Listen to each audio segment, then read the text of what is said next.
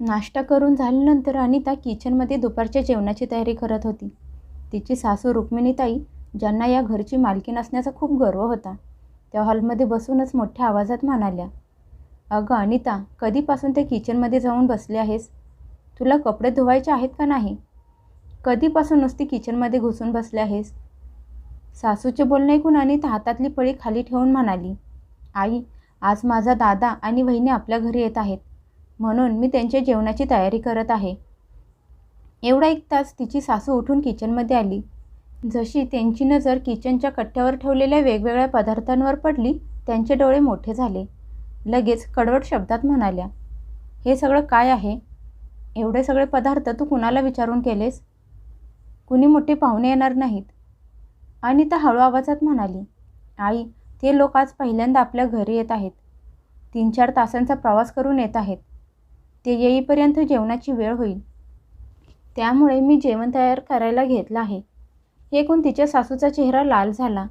त्या तिखट स्वरात म्हणाल्या, "अरे वा, आजकाल तर पाहुण्यांचा पाहुणचार करायचे नवीन नियम बनले आहेत.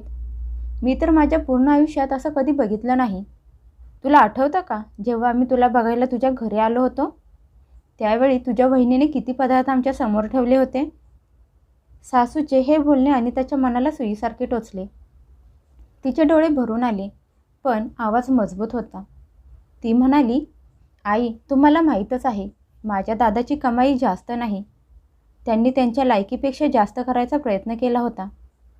तुमचा सगळा मानपान केला होता. माझ्यासाठी माझा भाऊ सगळं काही आहे. आता त्याच्या मुलीचं लग्न आहे, म्हणून पत्रिका द्यायला येत आहे. नाहीतर ते लोक कधी आपल्या घरी आले पण नाहीत." तिच्या सासूने कसलाही विचार न करता टोमणा मारत म्हणाली, "अगं हो, त्यांची गरिबी फक्त आम्हाला दाखवण्यापुरतीच होती. आता बघ, स्वतःच्या मुलीच्या लग्नात कसा मोकळ्या हाताने खर्च करतात ते. त्यांची खरी लायकी तर आता त्यांच्या स्वतःच्या मुलीच्या लग्नात दिसून येईल. बहिणीच्या लग्नात तर जास्त काही केलं नाही आणि आता लगेच मुलीचं लग्न करत आहेत. एका वर्षाच्या आत लगेच दुसरं लग्न करण्यासाठी एवढे पैसे कुणाच्या जवळ असतात?" अनिता मनातून खूप चिडली होती.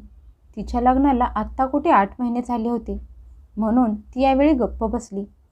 तेवढ्यात तिच्या सासूने पनीरची भाजी उचलली आणि म्हणाली, "ही भाजी त्यांना खायला घालायची गरज नाही. साधंसुधं जेवण त्यांच्यासाठी तयार कर. त्यातच त्यांचं भागेल. जास्त खर्च करायची गरज नाही. ते तर फक्त त्यांच्या मुलीच्या लग्नाची पत्रिका द्यायला येत आहेत." असं म्हणत त्यांनी ती भाजी उचलून फ्रीजमध्ये ठेवली आणि खोलीत निघून गेल्या. अनिता त्यांच्याकडे बघतच राहिली. तिच्या डोळ्यातून पाणी यायला लागलं. थरथरत्या हाताने तिने नवऱ्याला महेशला फोन केला आणि म्हणाली, "अहो, तुम्ही किती वेळात घरी येणार आहात?" महेश म्हणाला, "अर्ध्या तासाने ऑफिसमधून निघणार आहे." आणि त्याला काहीतरी बोलायचं होतं, पण शब्द घशातून बाहेर येत नव्हते. तिने फोन कट केला. थोड्या वेळाने तिच्या सासूचा आवाज आला, "अनिता, मला तुझ्या दादा बहिणीला भेटायला बाहेर बोलवण्याची गरज नाही. मी माझ्या खोलीतच बसेन. तू स्वतः त्यांचा पाहुणचार स्वागत कर. माझं डोकं दुखत आहे. मी माझ्या खोलीत आराम करणार आहे." सासूचं बोलणं ऐकून अनिता घाबरली आणि म्हणाली, "आई, आत्ता तर तुम्ही ठीक होता. अचानक काय झालं?" तिची सासू रागात म्हणाली, "डोकेदुखी काय सांगून येते का? तुझं वागणं बघून कुणाचंही डोकं दुखायला सुरुवात होईल. आता मला परत आवाज देऊ नकोस." अर्धा तास पण झाला नव्हता, तोपर्यंत दारावरची बेल वाजली. तिचे दादा बहिणी आले होते. तिच्या बहिणीने अनिताला बघताच प्रेमाने मिठी मारली. तिचे आई वडील गेल्यानंतर तिचा दादा आणि बहिणी तिच्यासाठी सगळं काही होते. तिच्या भावाने प्रेमाने तिच्या डोक्यावर हात ठेवला आणि म्हणाला, "कशी आहे माझी बहीण?" अनिता हसली आणि म्हणाली, "दादा, मी खूप छान आनंदात आहे. तुम्ही लोक माझ्या घरी आलात, हीच माझ्यासाठी खूप मोठी आनंदाची गोष्ट आहे." असं म्हणत तिने त्यांना सोफ्यावर बसवलं. रुक्मिणीताई त्यांच्या दाराला कान लावून बाहेरचं सगळं बोलणं ऐकत बसल्या होत्या. अनिताच्या भावानं विचारलं, "अनिता, तुझ्या सासूबाई कुठे आहेत? दिसत नाहीत." भावाचं बोलणं ऐकून तिचा चेहरा उदास झाला. ती हळू आवाजात म्हणाली, "दादा, त्यांची तब्येत अचानक बिघडली, म्हणून ते आराम करत आहेत." तिच्या बहिणीचा पण चेहरा उतरला. तिचा दादा म्हणाला, असू दे, त्यांना आराम करू दे. तेवढ्यात तिचा नवरा महेश पण घरी आला. आल्या आल्या त्यानेही तोच प्रश्न विचारला, अनिता, आई कुठे आहे? अनिताने तेच उत्तर दिलं, आईंची तब्येत बिघडली आहे. खोलीत बसून तिची सासू बाहेरचा एक ना एक शब्द कान लावून ऐकत होत्या. हॉलमध्ये बसून सगळे लोक आरामात गप्पा मारत बसले होते. अनिताच्या चेहऱ्यावर आज कितीतरी दिवसांनी आनंद आला होता. तिच्या डोळ्यात चमक आली होती. दादा बहिणीला बघून तिचं मन भरून आलं होतं. तिची नजर सारखी सारखी त्या दोघांवर जाऊन टिकत होती. तेवढ्यात महेश म्हणाला, अगं अनिता, दादा बहिणीला आल्या आल्या चहा नाश्ता तरी दिला आहेस का नाही? अनिता जाऊन चहा नाश्ता घेऊन आली. इकडच्या तिकडच्या गप्पा मारून जेवणाची वेळ झाली. तसा महेश म्हणाला, अनिता, जेवण वाढायला घे, सगळ्यांना भूक लागली असेल ना? अनिता लगेच उठली आणि तिने टेबलवर जेवण आणून ठेवलं. अनिताने सगळ्यांना जेवायला वाढलं. ताटातली भाजी बघून महेश हसून म्हणाला, अगं अनिता, मी तुला पनीरची भाजी बनवायला सांगितली होती ना? नवऱ्याचं बोलणं ऐकून अनिताचा चेहरा उतरला. शब्द घशातच अडकले. मुलाचे बोलणे ऐकून आत खोलीत रुक्मिणीताईंचे कान उभे राहिले. त्या मनातल्या मनात बडबडत म्हणाल्या, आले मोठे पनीर खाणारे, लायकी तरी आहे का त्यांची एवढ्या महागातले पनीर खाण्याची? बाहेर अनिताने कसे तरी स्वतःला सांभाळले आणि म्हणाली, अहो, मी दुकानात आणायला गेले होते, पण तिथलं पनीर संपलं होतं. तिचा दादा म्हणाला, अरे असू द्या, काही अडचण नाही. बाकीचं जेवण पण खूप छान बनवलं आहे माझ्या बहिणीने. पण तिच्या नवऱ्याला ही गोष्ट खटकली. तो जरा मोठ्या आवाजात म्हणाला, अरे असं कसं? काही अडचण नाही. एवढ्या लांबून तुम्ही लोक पहिल्यांदा आमच्या घरी आला आहात. तुम्हाला भूक पण जोरात लागली असेल. हे रोजच्यासारखं साधंसुधं जेवण? महेश बायकोला म्हणाला, अनिता, तू एक काम कर, लवकर पनीरची भाजी करायला सुरुवात कर. मी लगेच दुकानातून पनीर घेऊन येतो.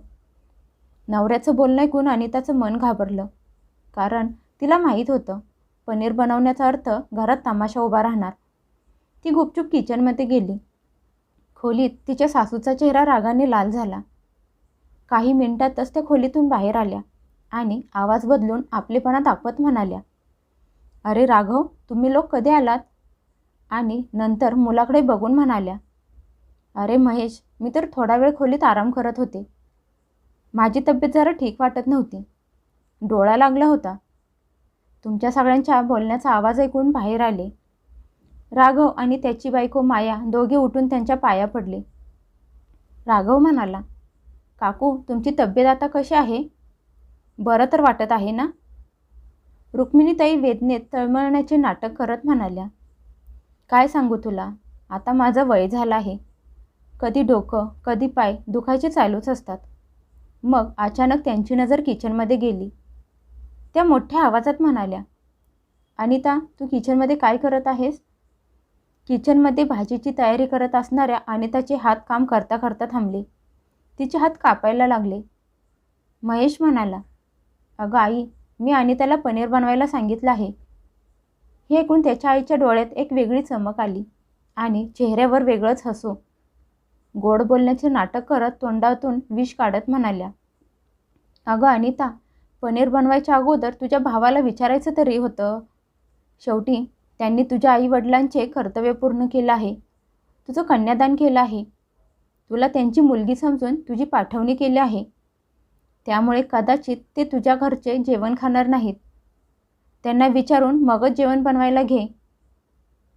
तिच्या सासूचे बोलणे ऐकून तिच्या भावाचा आणि बहिणीचा चेहरा क्षणात उतरला.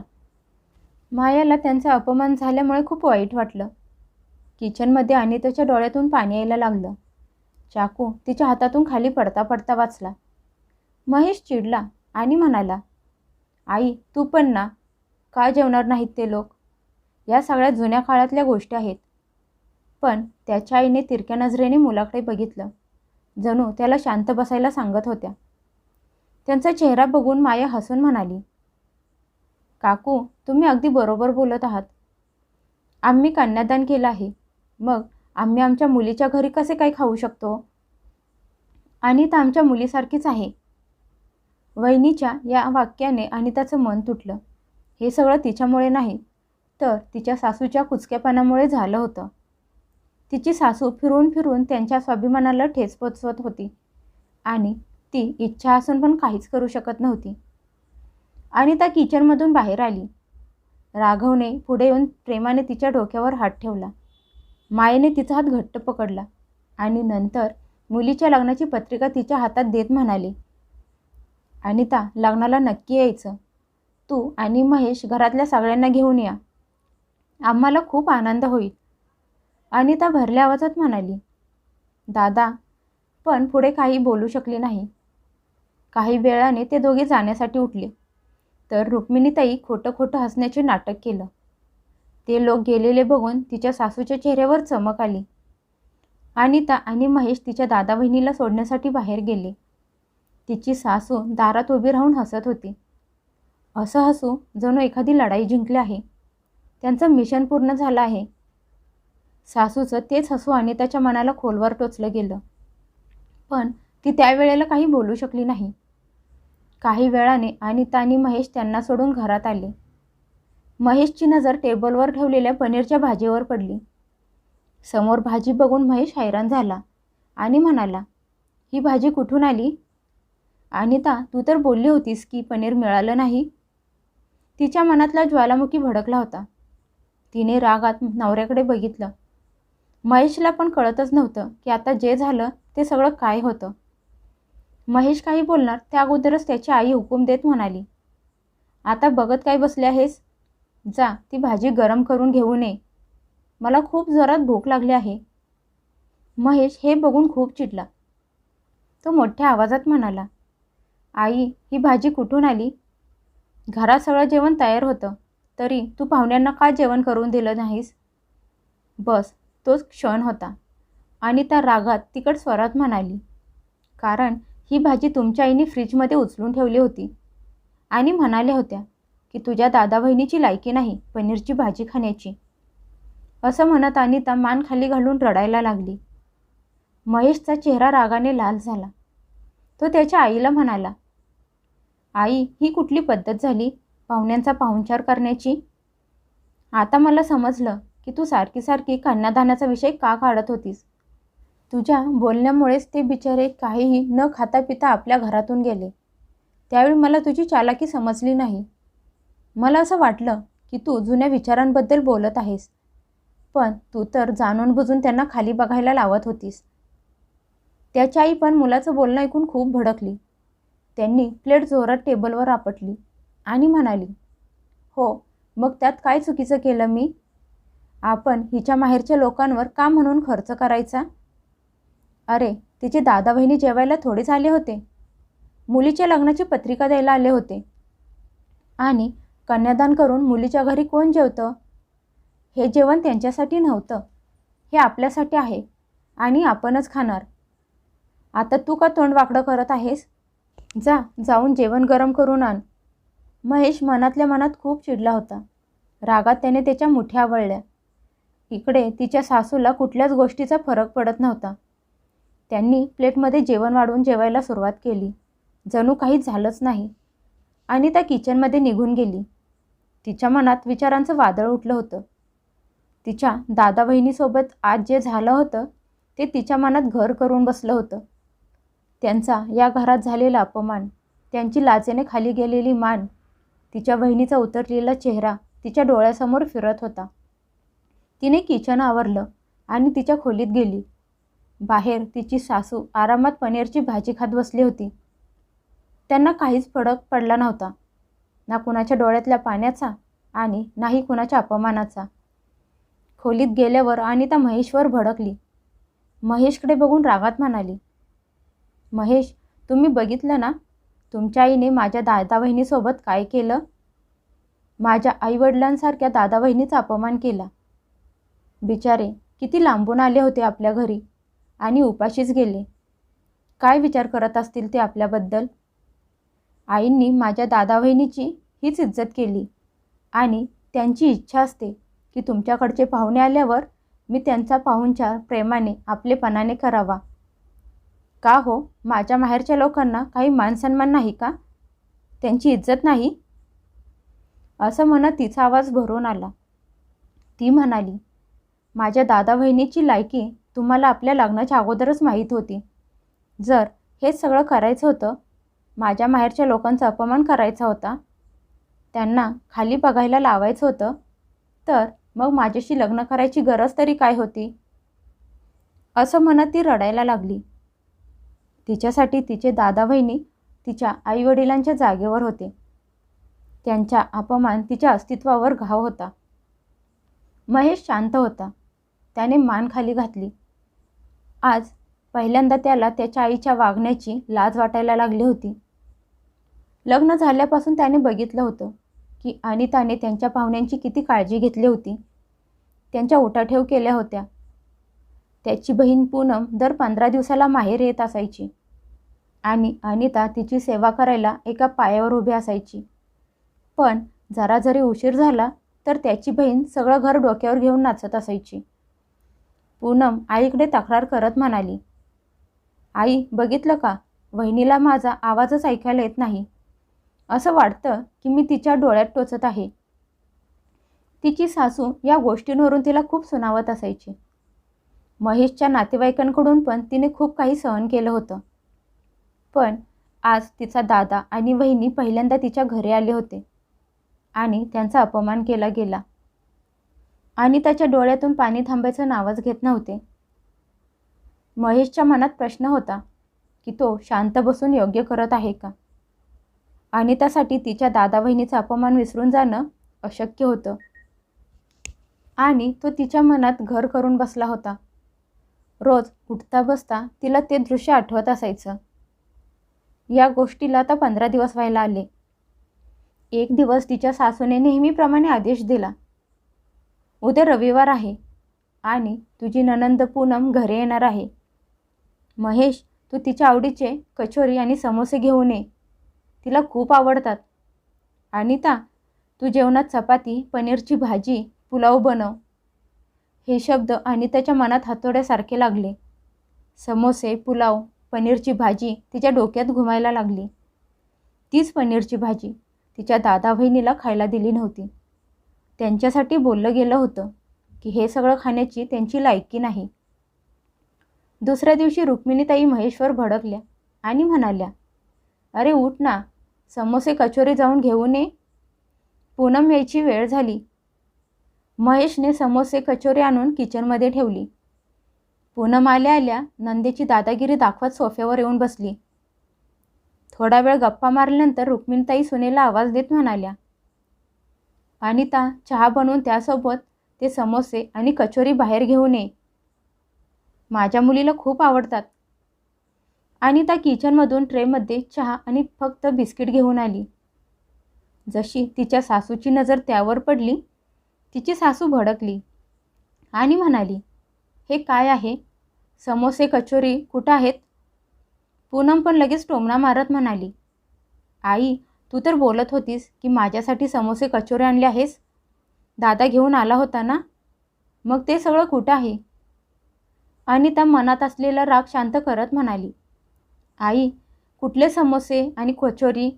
ते तर मी आणि महेशने नाश्ता करून संपवलं आहेत. आम्हाला खूप भूक लागली होती. आणि ताई, तुम्ही फक्त बिस्किटांवर काम चालवून घ्या. तुम्ही तर घरातून निघताना नाश्ता करून निघाला असाल ना? तुमचं घर तर अर्ध्या तासाच्या अंतरावर आहे, त्यामुळे तुम्हाला भूक लागली नसेल. अनिताचं बोलणं ऐकून तिच्या सासूच्या रागाचा पारा चढला. त्या रागात ओरडत म्हणाल्या, अनिता, तुझी हिंमत कशी झाली समोसे आणि कचोरी खाण्याची? ते माझ्या मुलीसाठी आणलं होतं. माझा मुलगा जाऊन घेऊन आला होता. तुम्ही दोघांनी खाऊन कशी काय संपवली? तेवढ्यात महेश तिथे आला आणि पहिल्यांदा न घाबरता म्हणाला, आई, आम्हाला खूप भूक लागली होती, त्यामुळे आम्ही खाल्लं. आणि पूनम ते सगळं खाऊन काय करणार आहे? ती तर तिच्या घरातून नाश्ता करून आली असेल. तिचं घर इथे जवळ तर आहे. हे ऐकून पूनम रागात उठून उभी राहिली आणि रागात आईला म्हणाली, आई, माझ्यासोबत हे सगळं काय होत आहे? दादा बहिणी माझी बेइज्जती करत आहेत. रुक्मिणीताईंनी रागाने सुनेकडे बघितलं आणि म्हणाल्या, तुझी हिंमत कशी झाली माझ्या मुलीसोबत असं करण्याची? तू हे सगळं जाणून बुजून केलंस ना? माझी मुलगी तुला इथे आलेली आवडत नाही ना? अनिता हसली.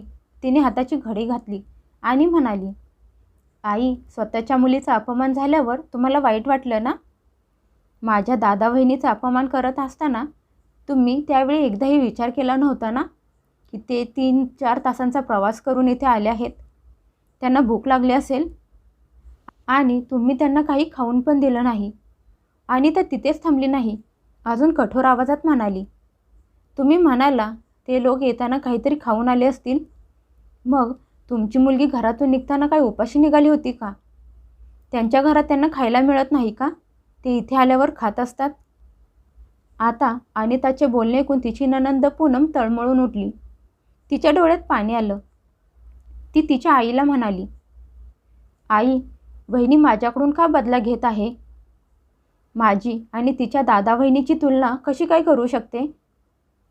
मी या घरची मुलगी आहे. अनिता मोठ्या आवाजात उत्तर देत म्हणाली, हो ताई, तुम्ही या घरची मुलगी जरूर आहात, पण आता तुम्ही दिल्या घरच्या आहात. या घरातल्या पाहुण्या आहात, अगदी तसेच जसे माझे दादा बहिणी होते. जर त्यांच्यासोबत या घरात असं वागलं जात असेल तर तुमच्यासोबत पण अगदी तसंच होणार. माझ्या नजरेत सगळे पाहुणे बरोबर आहेत. सांगा ना आई, मी बरोबर बोलत आहे ना? तिची सासू रागात म्हणाली, थांब, मी तुला आत्ता सांगते. असं म्हणत त्यांनी तिला मारण्यासाठी हात उचलला, पण महेशने आईचा हात हवेतच पकडला. तो रागात म्हणाला, आई, त्या दिवशी तुझे चुकीचे वागणे बघून मी शांत बसलो होतो, पण आज नाही. तू आणि त्याच्या दादा बहिणीचा अपमान करून खूप चुकीचं केलं आहेस. आणि आज पूनमसोबत पण तेच होत आहे, ज्याची ती स्वतः हकदार आहे. ही पण तिच्या बहिणीचा कधीच सन्मान करत नाही. भावाचे बोलणे ऐकून पूनमच्या डोळ्यातून पाणी यायला लागलं. ती रडत म्हणाली, आई, मी माझ्या घरी जात आहे. मला समजलं आहे, आता हे घर माझं राहिलं नाही. आणि ती लगेच म्हणाली, अरे वा ताई, तुम्ही तर खूप लवकर समजलात. थोडे दिवस अगोदर समजला असता तर आज तुमचा एवढा अपमान झाला नसता. पूनम रागात तोंड वाकडं करत घरातून बाहेर निघून गेली आणि तिची आई फक्त तिला जाताना बघत राहिली. आज त्यांच्याजवळ बोलायला शब्दच नव्हते. त्यांना कळून चुकलं होतं की हे सगळं त्यांच्या कर्माचं फळ आहे. काही वेळाने अनिता किचनमध्ये गेली. समोसे आणि कचोरी प्लेटमध्ये आणून टेबलवर ठेवत म्हणाली, महेश, या, आपण या सगळ्याचा आनंद घेऊ, जसे त्या दिवशी माझा दादा वहिनी गेल्यानंतर आईंनी घेतला होता. रुक्मिणीताईंच्या चेहऱ्यावर राग आणि लाज दोन्ही होतं. त्या काही न बोलता खोलीत निघून गेल्या. आज अनिताने तिच्या दादा वहिनीच्या अपमानाचा बदला घेतला होता.